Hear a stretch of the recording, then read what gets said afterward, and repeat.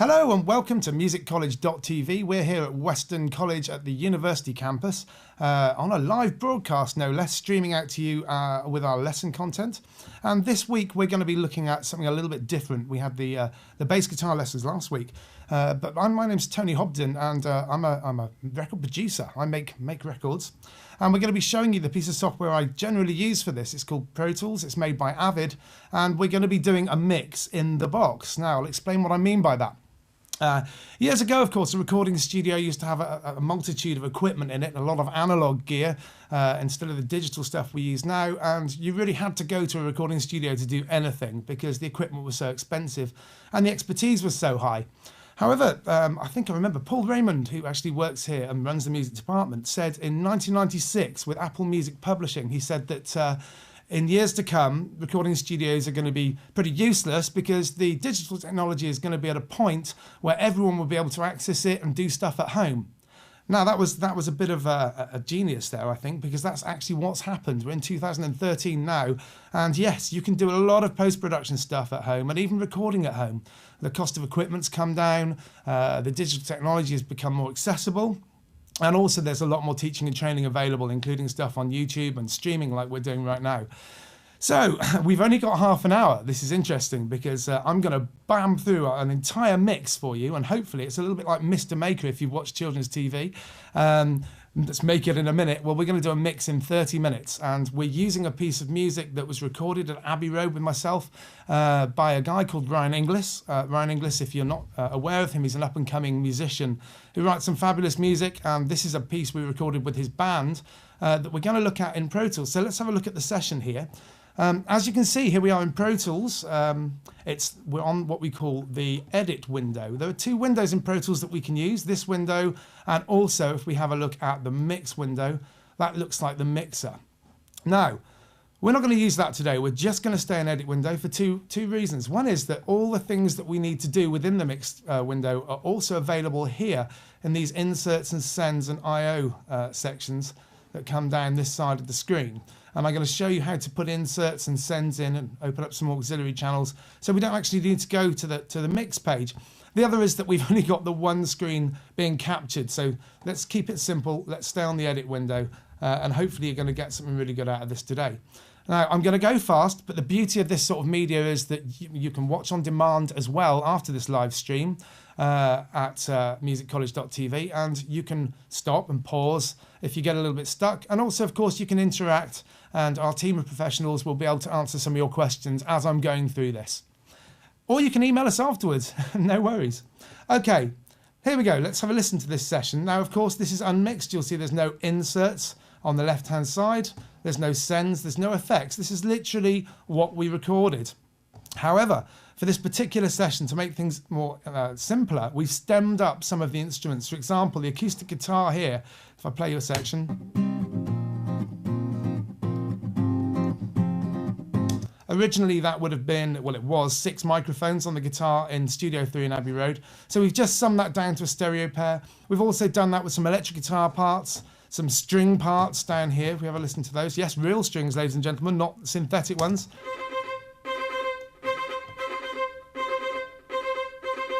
So we've kept the session a little bit simpler so I can demonstrate within the time constraints of this particular broadcast. Okay, let's go up to the top. Just play you a little bit of the session, of the piece of music so you can get familiar with it.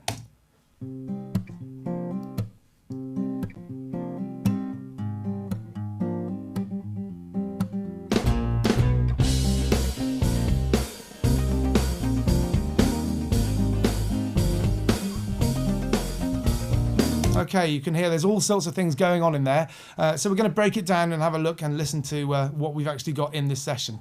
First of all, starting from the top, if we get back to the session here, you can see where I've got it highlighted. It says kick sum. This is our kick drum channel. And this would have been the microphone inside and outside of the kick drum. Let's just have a quick listen to that. You can hear the kick drum and you can hear a little bit of snare bleed there.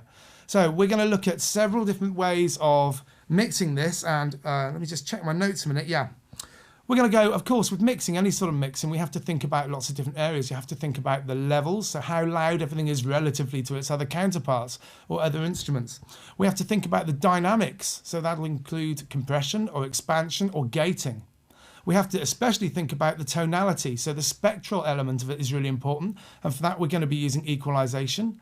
And then of course we need to think about the stereo positioning. This is just a stereo mix, we're not going 5.1, so don't worry. So we have to think about where it stands in the stereo position. This can give it real separation. And finally we're going to add some effects, some time-based effects like reverb or delays or anything like that, just to give it a bit of polish. So as we go through, with the kick drum, the first thing we're going to do is get rid of that little snare that seems to be creeping through. And to do that, we're going to use Gate. Now, we're only going to use the standard plugins that come in with Avid Pro Tools. This is Pro Tools 9, this version. And the equipment we're using, by the way, it's just a Power Mac. It's a quad-core standard Power Mac, and this is a native system. So we're using onboard plugins that use the internal DSP to actually process the sound. So if we select on the session here, on the inserts, on the first insert point on kick, go to a plugin, to dynamics, we can go down to the expander gate. And now there's presets in here, and don't never be scared to use presets. If we go up to where it says factory default, we can actually go up and find kick gate. There we go. Let's have a listen to that. There we go. We're changing the threshold here by moving it down. Now if we bypass this, you'll be able to hear very faintly that little snare still coming through. But if I take the bypass out, we've got rid of it. So that's great. We've gated the kick drum there. There are lots of other parameters we can change, the hold and release. But to keep it simple today, we're just going to cut out that snare and not worry too much about the enveloping. Next, we'll use a little bit of equalization. So we go to the next insert point. We go across to equalization or EQ here. And we pick our standard EQ3 7-band EQ. Let's have a listen, and we're going to have a play with it. Now I'm going to take some of the low mids out. That's it, it's got a bit more and a little bit more bottom end there. There's plenty of high frequency because of the way that the actual drum was recorded in the first instance. Wonderful. And then just to make sure that all our kick drums are even, we're going to use a little bit of compression. So we'll go to dynamics, we'll go down to compressor, limiter, Dyn 3. And again, let's have a look at our presets here. Kick, thump. Let's try that. Beautiful. And now by moving this little yellow arrow here, we can change the threshold. So we don't want to over squash it. And we've got a bit too much on output there because it's peaking. You always have to remember about your gain structure. As you would if you were doing analog equipment, you still have to remember your gain structure. Digital peaking doesn't sound good at all. So we're just going to keep the gain down so that our peak meter and level up here doesn't go into the red. Wonderful, that's great. Now let's go down to the next channel, which is our snare sum. What we've got as the snare sum here would have been the snare top, which we had I think it was a Bayer M201 microphone. The snare bottom was a 57. And they've been phase aligned, so all the ups and downs work well on the actual waveform, so they're not cancelling out any frequencies, and joined together on one track. It's a little hint though with snare drum. It's really important to remember that the snare drum actually sounds really good in the room. We've got overhead mics and room mics set up on this drum kit, and a lot of the snare sound we're going to hear in the mix will actually be coming through from that. Let me just demonstrate. If I go down to the room here, the room left and right channel, let's just listen to the snare on that. You'll see how prominent it is.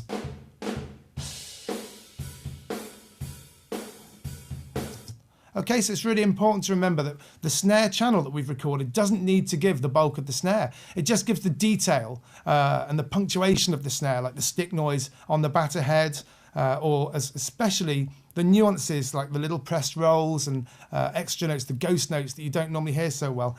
So the snare itself, we'll give it a little bit of EQ. Now, I'm going to tell you something about EQ right here. If we go to the EQ3 7-band, any instrument that we're equalizing in the mix that we don't need any sub-frequencies on, we need to roll them off. Now we do this by having a high-pass filter. If we go back to the session, with the DigiDesign EQ, we need to enable that by turning it on. And it's just here in this section. By pressing in, we can turn on a high-pass filter. Now a high-pass does what it says on the tin. It leaves all the high frequencies to come through, but it takes the bottom ones out. And we can select that just by taking the frequency up. And if we have a listen while I do that, you'll hear the bottom frequencies come out. It's getting really tinny now. I'm back. But for this demonstration, we're just going to cut it out to about 100 there, 100 hertz. You can see the frequency there, because we don't need any frequencies underneath that. Yet we may have recorded some. For example, the kick would have spilled through, the overheads, all sorts of things are going to spill through. And a combination of all those low frequencies when they go across the entire mix can add up to quite a bit of rumble. And the waveforms, when combined with things we do need the low frequencies from, like the bass guitar and kick drum, will confuse those signals and make them sound muddy. So it's good practice. The first thing when we're equalizing is to scoop or high pass up to a frequency where we don't need those frequencies. So there on the snare is great. Okay, now we'll go to the next insert point and we'll add a little bit of compression onto it. So we'll choose the compressor limiter under dynamics. And then we'll go and have a look at our presets here. Oh, snare comp, that'll be useful. Let's have that as a starting point.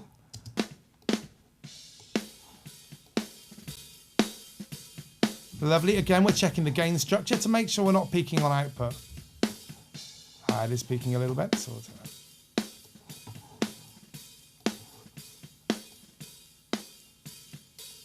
let's listen to our kick and snare together here.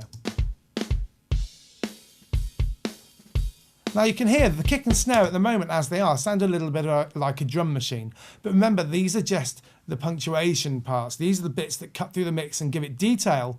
But a drum kit is an instrument in its own right. And one of the most important parts of the kit is, of course, hearing it in the room. It gives it its own natural sustain and it makes it sound like our ears would hear it. So let's now mix those in with the overheads and the room.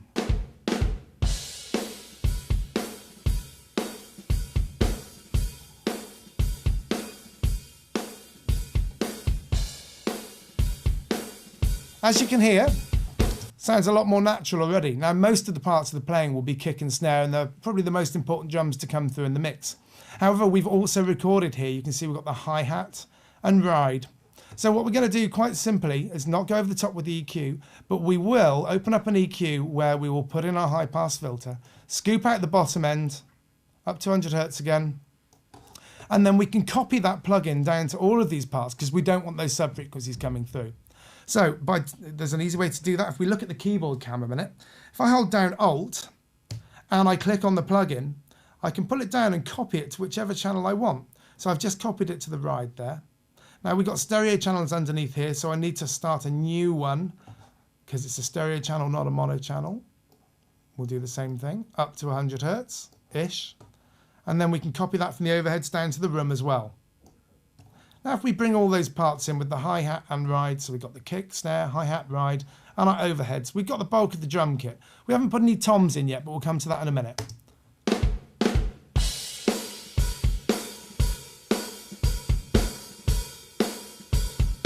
And you can hear that sounds quite natural. It sounds like you're in the room with it, but it sounds controlled, but still punchy because we're using compression.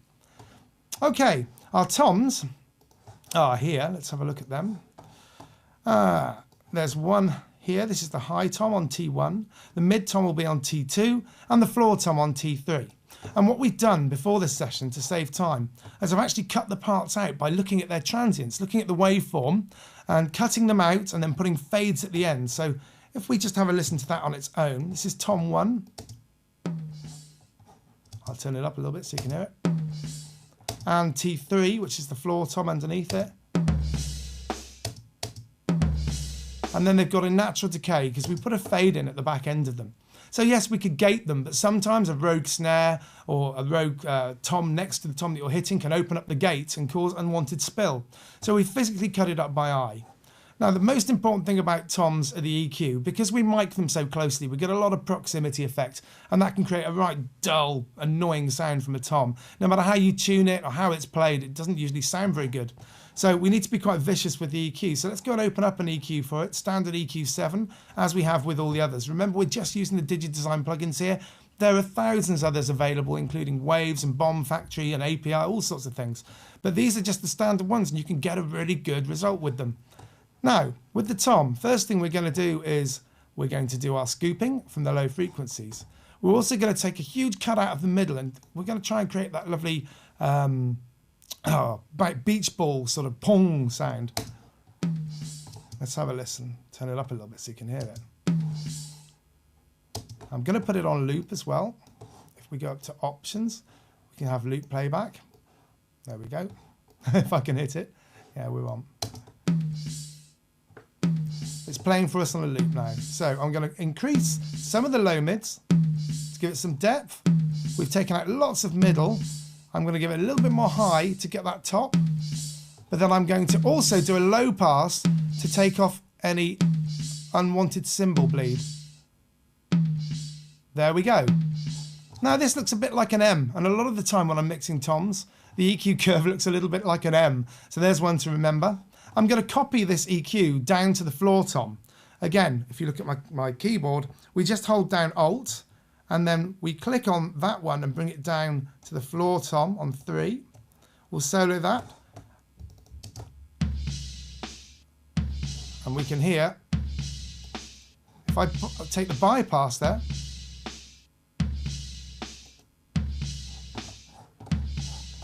hang on, that's the wrong one. If we bypass this now, it sounds all flabby. If I take the bypass out, it sounds all controlled. We can give it a little bit more bottom end and a bit more top end for that stick. So now if we listen to both of them, they've got a much more defined sound than they did before. So this spectral side, this EQ, is incredibly important to making things stand out in the mix. Let's now listen to those in with all the other parts of the drum kit. Now, if you also notice with the toms, we've panned them slightly. If we go back to the session, here it says minus 40, oh no, left 48, and the floor tom is right 43.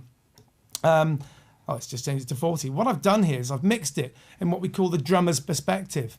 Now, the drummer's perspective would include the hi-hat being slightly to the left for a right-hand drummer, and then the toms being in the relative position of where the drummer would hear it. Now, the reason I mix like this is because I believe that a lot of people listening to music like doing the air drums, and if they're right-handed, when they're playing the toms, dum dum dum dum dum, they like to hear it in the stereo field as if they were playing it for the air drumming. So it's just a tool to help someone get into that music even more. So you can hear that if I play through this tom fill. There we go. Okay. Back to the session. We've got a nice drum mix. However, what we need to do, now we've mixed each individual part of the drums, is we need to open up a new stereo channel to put all of those through. So we can do a little bit of equalization and a little bit of dynamic processing as well. So I'm going to select T3, which is the last track back on this session here. And we're going to go, and if we look at my keyboard cam, we're going to press Shift, Command, and N. And that will open up a new tracks window. You can do this back on Pro Tools by just going up to our track menu and going new, but you'll find these shortcuts are really useful, so getting used to them from the start is a great idea. Now we're going to create one new stereo auxiliary input. So that's one stereo auxiliary input. And when we press create, as you can see on the session here, aux1 has popped up. And we're going to name that straight away by double clicking on it, and we'll call it drum sum, because it's the sum of the drums. And now we've got to route all of these drums to that channel. Now watch closely on the session. Under this section here, we've got I/O. This is inputs and outputs. Input on the left, output on the right. If we change the size of these tracks, the I/Os change to top and bottom, but we'll leave them all on small, keep it simple. So we want our outputs now to go to an internal routing. We're going to take it to a bus. So if we go to bus A menu here, and we'll select the first bus, stereo bus, which is bus 1 and 2 from a kick drum. We'll do the same from the snare, bus 1 and 2. And all the way down these channels, we'll select bus 1 and 2. And our room mics. While I'm doing this, I'll just explain to you that, of course, we could do far more EQing and compression and messing around with all of these parts of the drums, but today, as I say, we're mixing in half an hour, so this is just giving you the basics, the standards, but we'll still end up with a good sound. So we've got the outputs going to bus 1 and 2. I'm just going to copy the equalization for the toms onto the middle tom as well. And then we're going to make the input of our new channel drum sum the same as the output that we were routing. So we're going to go to bus 1 and 2 and have a listen to our new drum sum track. The kick still isn't going to it. Let's have a go. Bus 1 and 2. There we go. Now, if you see, there was a little bit of peaking there on the high tom. So we can control the gain structure just by taking the level of that auxiliary down a bit, which we've done.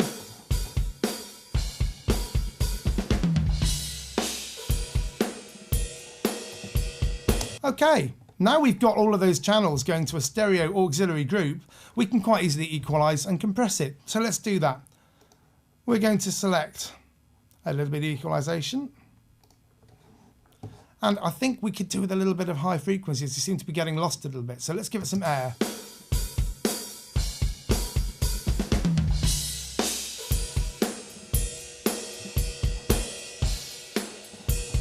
And you can hear that's brightened up a little bit.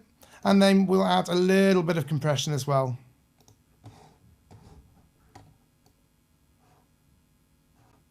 If we go to our factory defaults, there's a drum comp there. Bit too much there, we'll take it back.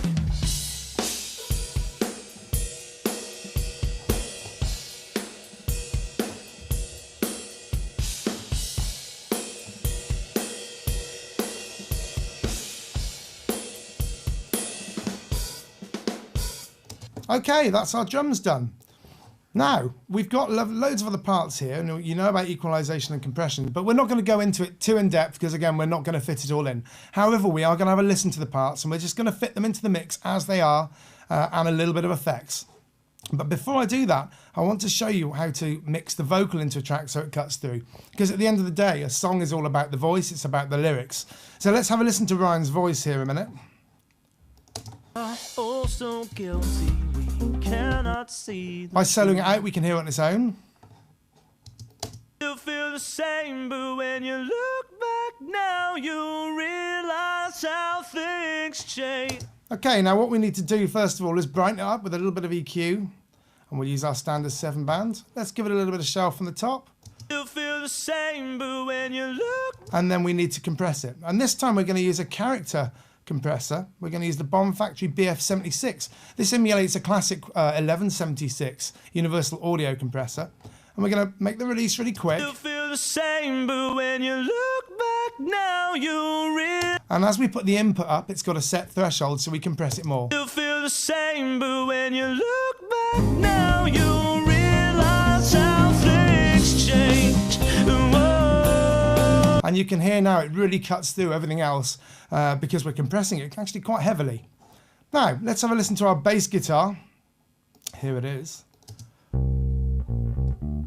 This was a combination of a DI and a mic'd up input in the studio. And again, we can EQ it a little bit.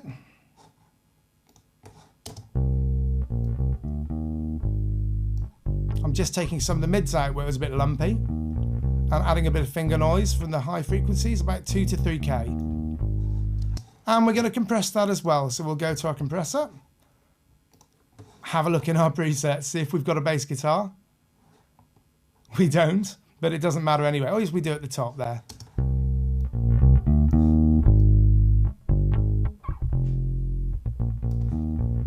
That sounds absolutely lovely. Sounds like a really nice punchy bass guitar in the mix.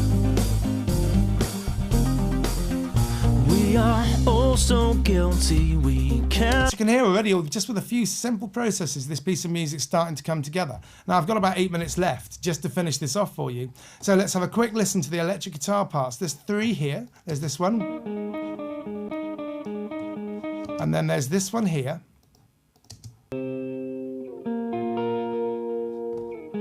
And then there's also a guitar solo here. Now there's also an acoustic guitar. So what we're going to do in this instance, we're going to keep the electric guitars slightly to the left. So we're going to pan them all using the stereo pans here, make sure that one's to the left, and then bring one across like this. And we'll do the same with this electric guitar mono track. We'll leave the solo in the middle, but now with these parts we should hear on the left hand side. That's it. If I bring in the acoustic guitar, I'm going to pan it to the right. Now you might ask, why am I going to pan left and right? Well, panning really helps with separation.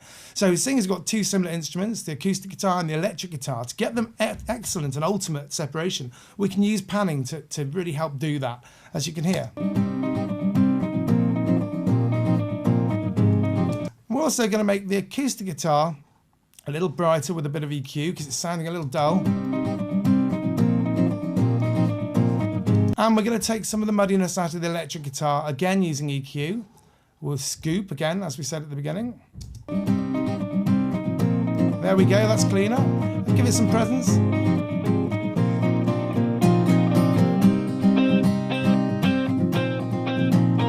Marvellous. Now, this is where we're going to need some effects. Those guitar parts sound great and they were recorded with a little bit of delay on them, but we really want to set up an auxiliary where we can start having some maybe reverb and some delays. So we're going to open up two channels down the bottom here. Again, using, if we look at the keyboard, the Shift, Command and N. And we're going to open up two new mono auxiliary inputs. Create. And we're going to call one of them reverb, and we're going to call one of them delay.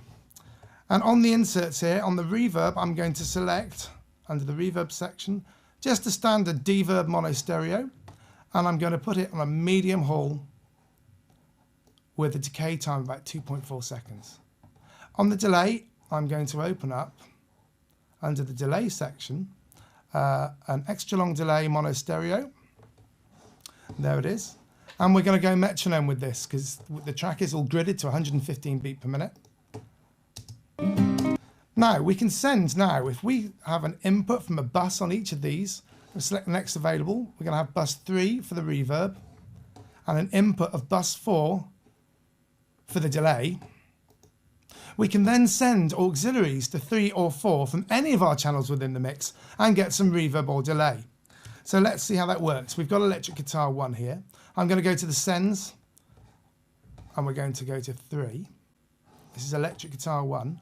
So let's select a section of that. You hear I'm getting more or less reverb, so there's not many there. I'm going to take the acoustic out and then as I give it more, it's sending to the reverb channel and we can hear it's getting more reverb. If we also take some to bus 4 and send some to bus 4, you can hear the delays coming in there. There we go. It's on a very long delay at the moment though. Oh, that's a very long delay. Okay, so 5 minutes left, I've just been told.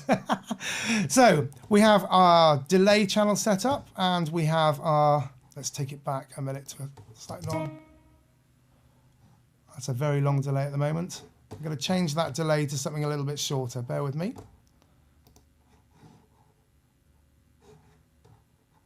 Long delay, there we are. That's great, fantastic. So we've got the electric guitar going to reverb and delay. Let's send a little bit of the vocal to some reverb. That'll be on output bus 3. Again, we take it up to bus 3, give it a little bit of level, bring the vocal in. When you look back now, you realize how things change. And also this second guitar part, we're going to put some delays on that. So that'll be on auxiliary 4, bus 4. If it meant I'd never be the same again. Lovely, we've got a beautiful delay going on the guitar there. That sets it back into the mix a lot more than it did.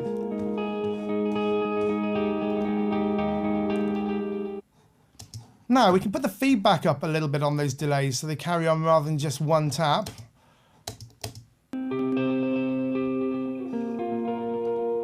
And we can filter them a little bit so they're not so bright. Beautiful. Okay, let's have a listen to how the mix is coming together now. Let's have a listen from the top.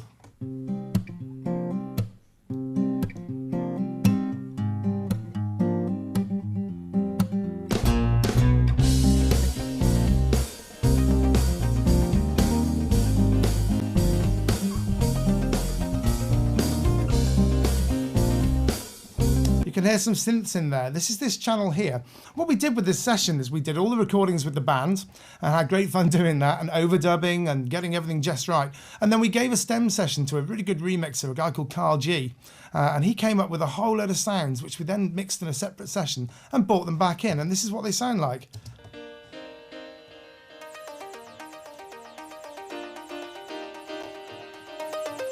And it's these kind of production techniques that really help polish a piece of music and bring it together at the end of the day. So let's bring that into this mix with it.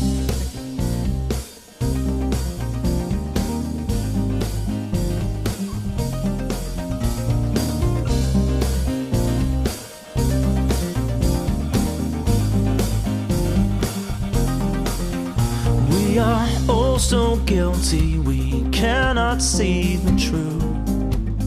We're just getting the levels right now on different things. Getting the vocal level right. Of your youth.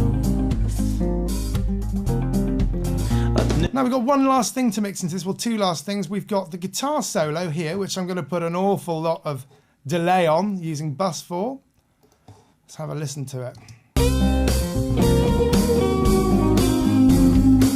Get the level down a bit, it's a bit loud.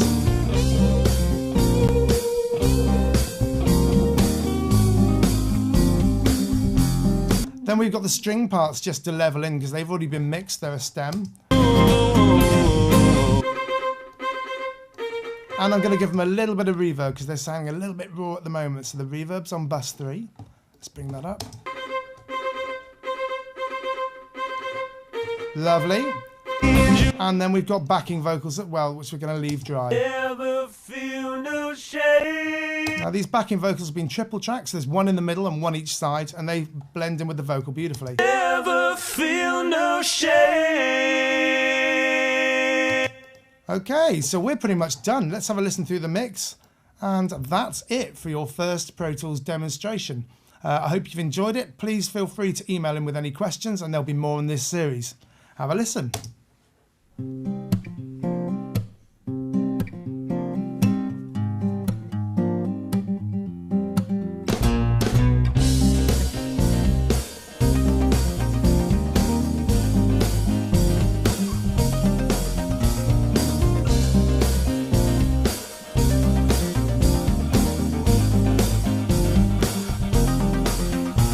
We are all so guilty, we cannot see the truth. You better make the most of your youth. I'd never change if it meant I'd